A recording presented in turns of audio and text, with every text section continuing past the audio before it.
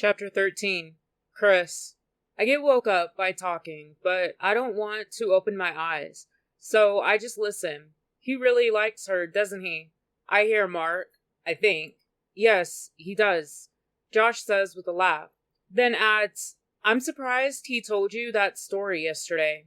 Why? Mark asked his son.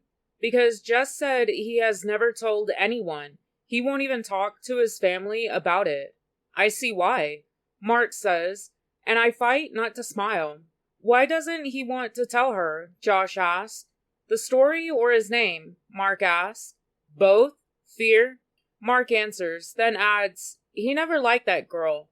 I don't think he has ever liked anyone. He hasn't. To what Jess said, anyhow, Josh interrupts. She used him, and that isn't right in any way. Hell, if you or Rachel ever did that to someone, I would beat the crap out of y'all. He goes on, making Josh laugh. I bet he is so used to being used that he doesn't trust easy, Mark says, and hits that right on the head for sure. He wants real, and I get that. I may not know everything about him, but I can tell he really likes my daughter, to the point I think it scares him. Yet again, getting me right. He is so clueless. It is cute, though, Josh whispers. Why? Because unlike you, he thinks with the head on his shoulders? Mark laughs. Bite me, Josh fusses. Rachel starts to move next to me, so I open my eyes and lift my head to look at her. I still have my arms under her, but I am laying next to her, and my head was on her chest. Rachel gives me a huge smile and whispers, I have to go to the bathroom. Hearing laughing, I look up to see the other three sitting in the living room. Moving so she can get up, I lay on my stomach once she is up. Moving to the coffee table in front of me, Mark asks, What does that say? Pointing to my back. Vous pouvez traverser l'enfer et quand même sortir un ange. French, nice. So, what does that mean? He asked, making me laugh. You can go through hell and still come out an angel, I tell him. What languages do you know? Mark asks. English, Spanish, French, German, Greek, and Chinese, I tell him. Do you have a tattoo in every one? Rachel asks me. Leaning up so she can lay back down, I answer, No, not English, making her laugh. What about that one? Mark asks, pointing to his right bicep. No juzgue un libro por su tapa. Don't judge a book by its cover, Mark says, making me smile as he adds, I can translate it, I just didn't look close enough to read it. With a laugh. How many do you have? He asks, after a few minutes of silence. 6 now, I tell him. Back, arm, neck, side. Oh, and the new one on your forearm, so that makes 5. Where is the other one? Mark asks, but before I can answer, my girl does. His leg. Making me laugh. What does it say? Mark asks, so Rachel looks at me. Δεν μπορείς να ζήσεις στο παρελθόν. Everyone looks at me confused, so I laugh and add, It's Greek. It means you can't live in the past. That is fitting for someone that does. Josh says, so I flip him off, making him laugh. Who's hungry? Stacy says, so Josh and Mark head to the kitchen behind her. I lay my head on Rachel's shoulder, not wanting to get up. Last night was great. She whispers to me, making me smile. Last night was great. Bringing her hand up to my hair, I close my eyes. This is so relaxing right now. You two plan on eating? Josh says, so I look up at him. I don't want to get up, I whine, making Rachel laugh. Be there in a minute, she tells her brother. Lifting my head, I look at Rachel. I'm scared as hell, but I ask, will you be my girlfriend? She doesn't say anything at first. I think she is going to say no, but then she leans up and kisses me. So is that a yes? I smile at her, making her laugh. Yes, it was, she says with a huge smile. Taking my hand, we walk into the kitchen. I sit down at the table and Rachel sits on my lap, so I put my arms around her. Mark looks at Rachel So she smiles and says, What, can't I sit in my boyfriend's lap? I smile and kiss her shoulder as Josh asks, since when? Like 5 minutes ago? She laughs, then lays her head on my shoulder. Oh, how sweet. Stacy says with a huge smile. I look over at Mark and he has his eyebrow raised. I'm not sure yet, he says, making me laugh as we all eat breakfast. After we eat, me and Rachel wash the dishes, then take out the trash. When the kitchen is all cleaned up, we start to head outside. Getting in the hallway, I notice there is no one else in the house. So I grab Rachel's arm, spinning her around. Then I back her against the wall. Putting my hands on the wall, on both sides of her, I lean down and kiss her. After a few minutes of making out, we walk outside. Josh is looking at the power box I started last night.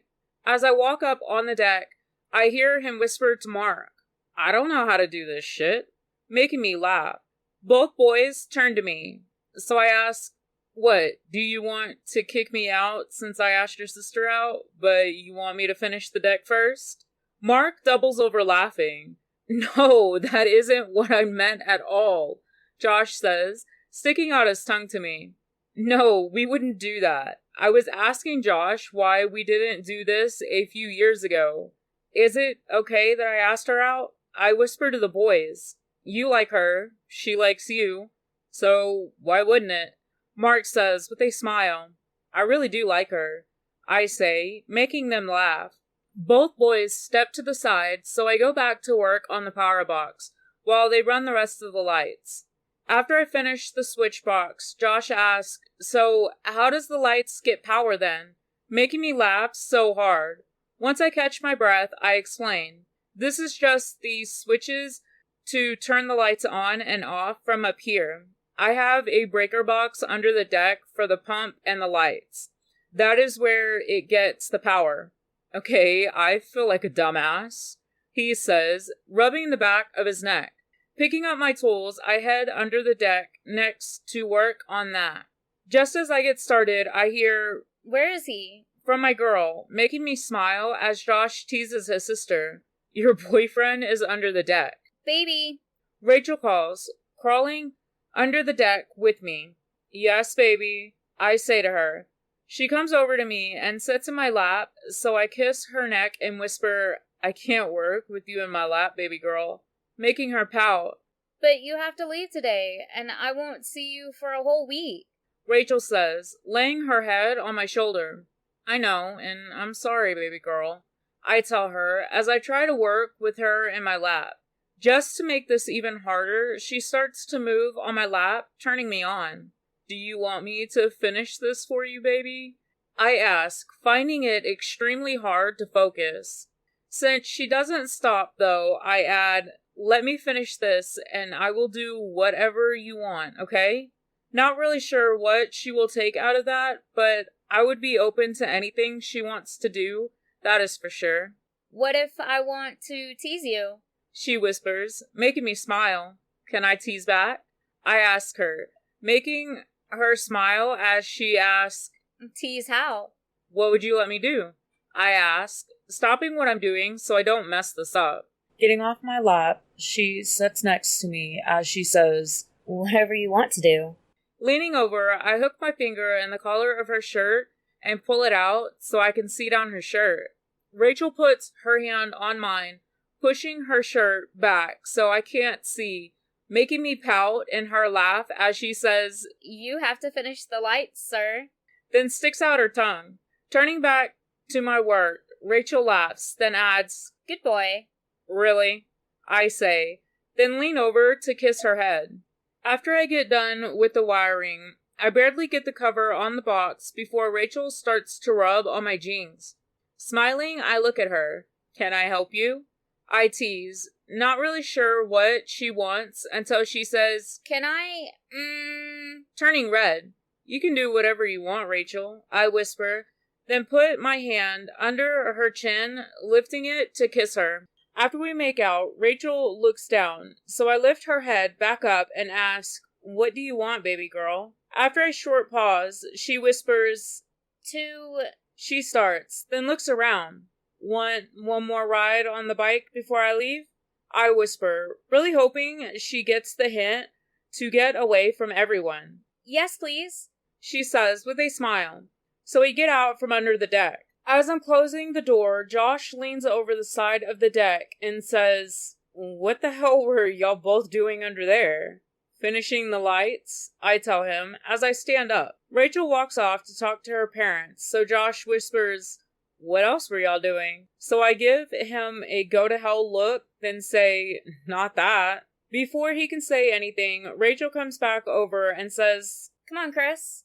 Making Josh laugh. I flip him off and walk inside to get my gear and helmets. The whole time I am getting changed, I am trying to think of where to take her. When we walk out to the bike, I ask, so where to, my lady? Making my girl laugh. I don't care. She tells me, not helping at all. We get on the bike and take off without a destination in mind. After a little drive, we end up at the lake. It is so nice out here, that is for sure. Feeling Rachel pat my stomach, I pull over to see what she wants. Can we go look at the house? She asks, pointing to a for sale sign. Whatever you want, baby. I tell her with a smile. When we get to the house, or cabin, I should say, it is so nice. There is a sign on the gate, call to view, so I turn to Rachel and ask, want me to call? She gets off the bike and takes off the helmet, then turns to me. Can we? She whispers. So I call the number, telling the lady that we want to look at it. Walking over to Rachel, she is leaning on the fence, so I stand behind her, putting my hands on the fence and resting my chin on her shoulder. Wouldn't it be nice if we had a place like this that was our place, so we could get away from everyone and everything sometimes? I whisper in her ear. Yes, it would be, but we can't afford it. She pouts. Hell, I could outright buy this house and not think twice or be worried about it. As the lady for the cabin shows up, I wonder how I can buy this place without Rachel finding out who I am. Opening the gate, Rachel walks in while I push the bike in the yard. Hi, my name is Kate. The lady says to me. Looking up, I see Rachel at the door. So I whisper to Kate, let her in, then we can talk. Yes, sir. She says, walking to the door. Ready to see the inside, miss? Kate asks, so Rachel nods her head with a huge smile, making me smile. After Kate has the door open, I tell my girl, look around, baby. I'll be there in a few minutes. Looking through the door, I see the cabin is fully furnished. Closing the door, I turn to Kate. Is there any problems with the cabin? No, sir. The couple that owned it moved, so they want to sell. It has only been on the market for a month. Does it come with everything in it? I ask her. It can, but the price will go up. Okay, call Cassie tomorrow. She will take care of everything, I tell her. Don't you want to know the price, sir? She asks, looking confused. Pointing to the door, I say, if she likes it, I don't care the price. Still looking confused, she doesn't say anything, so I add, you think I'm a stupid kid wasting your time, huh? Looking down, she whispers, Not stupid, no.